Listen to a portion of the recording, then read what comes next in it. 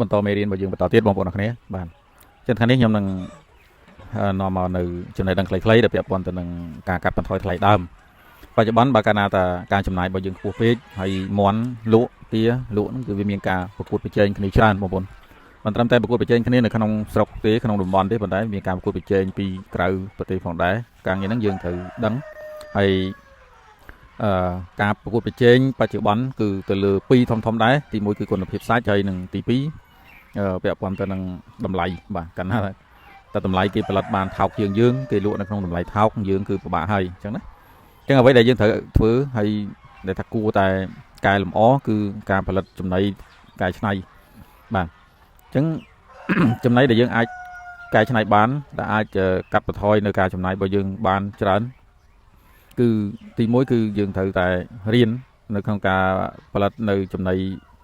សាច់ដូចជាតកៅបាទពីមុនគឺចិញ្ចឹមចលៀនក្រហមចិញ្ចឹមកាឌៀឲ្យមន់ទាស៊ី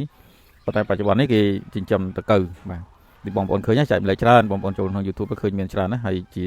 ការដែលគួរឲ្យសរសើរដែលបងប្អូនយើងបានចេះវិធីនេះហើយចែកម្លែកតគ្នាបាទនៅតាម YouTube តាមអីហ្នឹងក៏មានការចែកម្លែកហើយក៏មានការបង្រៀនដែរបាទហើយខ្ញុំក៏ទើបតែបានរៀន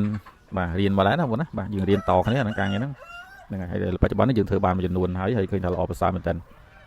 ទី2គឺបន្លែបងប្អូនដាំដុះបន្លែជាដំណាំផ្សេងបាទស្អីដែលយើងអាចដាំបានអាហ្នឹងយើងគួរតែដាំហើយយកមកច្នៃធ្វើជាចំណីវាឧទាហរណ៍ថាជាធម្មតាបងប្អូនចំណាយ10គីឡូក្នុងមួយថ្ងៃទៅលើចំណីសុទ្ធតែបងប្អូនអាចកែច្នៃបាន3គីឡូឬក៏4គីឡូបន្ថែមអានោះយើងនឹងកាត់បន្ថយការចំណាយទៅលើថ្លៃចំណី3 4គីឡូហើយគុណជាតម្លៃទៅយើងក្នុងមួយថ្ងៃយើងអាចសន្សំសំចៃបាន10000ទៅ20000រៀលអានេះជារឿងមួយដែលយើងត្រូវចាប់អារម្មណ៍បាទអានឹងជាចំណុចមួយដែលថាជារឿងដែលល្អដែលយើងគួរតែរៀននៅក្នុងកែច្នៃចំណីបាទហើយមួយទៀតដើម្បីឲ្យថ្លៃដើមយើងទាបដែរគឺទិញចំណីពីក្រុមហ៊ុនផ្ទាល់បងប្អូនបើយើងមានកសិដ្ឋានធំមន់ច្រើនទិញចំណីពីក្រុមហ៊ុនផ្ទាល់តែម្ដងទៅដែលយើងអាចកំងបាននៅក្នុងតម្លៃមួយសមរម្យបាទសមរម្យហើយបើសិនជាយើងទិញរីរងតម្លៃខ្ពស់អាហ្នឹងវាពិតជាធ្វើឲ្យយើងចំណាយច្រើនហើយបាទនេះជាមធ្យោបាយ2ដែលខ្ញុំចង់លើកឡើងអញ្ចឹងសង្ខេបមកវិញថាដើម្បីកាត់បន្ថយថ្លៃដើមចំណីការឲ្យបានច្រើនគឺទី1គឺការកែច្នៃចំណីកែច្នៃហើយទី2គឺទិញនៅក្នុងតម្លៃ